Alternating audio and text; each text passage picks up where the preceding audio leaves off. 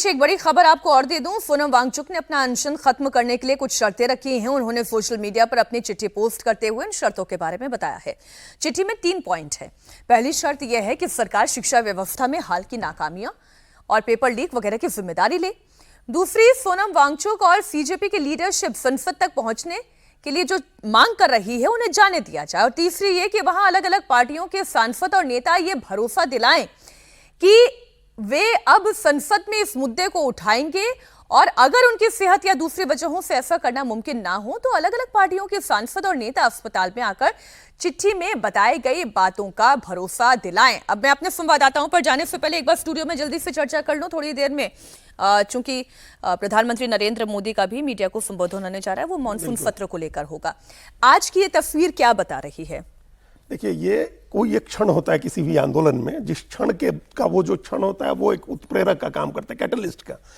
यहाँ वो जब उनके सोनम वांगचुक को उठाया गया, दिल्ली पुलिस उठा करके ले गई, वो एक क्षण था जिसने इस आंदोलन की दिशा बदल दी। अब ये कोई कॉकरोच जनता पार्टी का प्रदर्शन नहीं है, ये सोनम वांगचुक के प्रति जो सहानुभूति है लोगों की, उनके प्रति जो उनके इस आंदोलन के प्रति जो लोगों का भरोसा है, ये उसको प्रतीकित करता है। पहली बार दिख रहा है। ये देखिए, किसान आंदोलन में भी ऐसा एक क्षण आया था जब राकेश टिकैत के आंसू निकले थे, और उस दिन रात में हम लोगों ने देखा कि ट्रैक्टर की आवाज दिल्ली के दूर दूर तक, दिल्ली तक सुनाई दे रही थी, दिल्ली के अंदर तक, जब लोग आए थे उनके आंसू देख करके। तो ये उठाया जाना वो क्षण था, और उसके बाद ये लोगों की भीड़ बढ़ी। ऐसी भीड़ कभी नहीं आई। आपने ठीक कहा कि 28 जून से प्रदर्शन चल रहा है, इस बीच कभी इतनी भीड़ नहीं आई थी, और स्वयं स्फूर्त भीड़ आ रही है। इसमें कॉकरोच जनता पार्टी का कोई लेना देना नहीं। पहली बात तो ये है।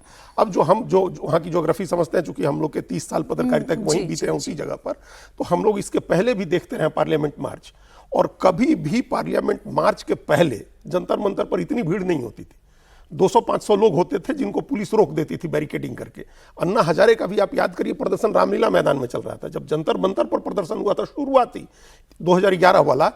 उस समय जनवरी में पहला हुआ था, उसके बाद मार्च में हुआ, तब भी ये पार्लियामेंट मार्च का ऐलान नहीं था। वहां बैठे हैं, वहीं से अपना चले गए। मार्च के पहले इतनी भीड़ इकट्ठा होना यह पुलिस के लिए बहुत बड़ा सिरदर्द होगा, क्योंकि वो आप ज्योग्राफी देखिए, आप भी समझ रही हैं, वहां से एक सड़क निकल के रायसीना रोड जाएगी, जहां से आप जो NSUI का मुख्यालय, वहां से प्रेस क्लब की तरफ घूम करके पार्लियामेंट जाएंगे। दूसरा एक चौराहा है जो NDMC के कन्वेंशन सेंटर के बगल से जाएगी एक सड़क, और तीसरी सड़क जो बीच की है पार्लियामेंट स्ट्रीट की। पुलिस किसी वहां से पुलिस किसी स्थिति में अफोर्ड नहीं कर सकती है कि भीड़ उस चौराहे पर आए, मतलब इधर अशोक रोड की तरफ भीड़ आए, पार्लियामेंट स्ट्रीट की तरफ भीड़ जाए या रायसीना रोड की तरफ भीड़ जाए, पुलिस अफोर्ड नहीं कर सकती है। चाहे उसके लिए जितना पुलिस बल लगाना पड़े वो लगाइए। और सबसे सेंसिबल बात इसमें सोनम वांगचुक की बात है, जो उन्होंने कहा है अभी तुरंत सरकार की तरफ से पहल होनी चाहिए, और जो लोग हैं, जो लीडर्स हैं, उन लीडर्स के साथ बातचीत करके उनको पार्लियामेंट की तरफ ले जाइए, मतलब भीड़ को छोड़ दीजिए। और सोनम वांगचुक ने जो पहली शर्त दी है ना कि हमारे लोगों को ले जाए, तो 5 लोग चुन लीजिए आप, उसमें 5 लोग चुन लिए जाएं, 5 लोगों को ले जा करके और जिससे मिलवाना है उसे मिलवाया जाए।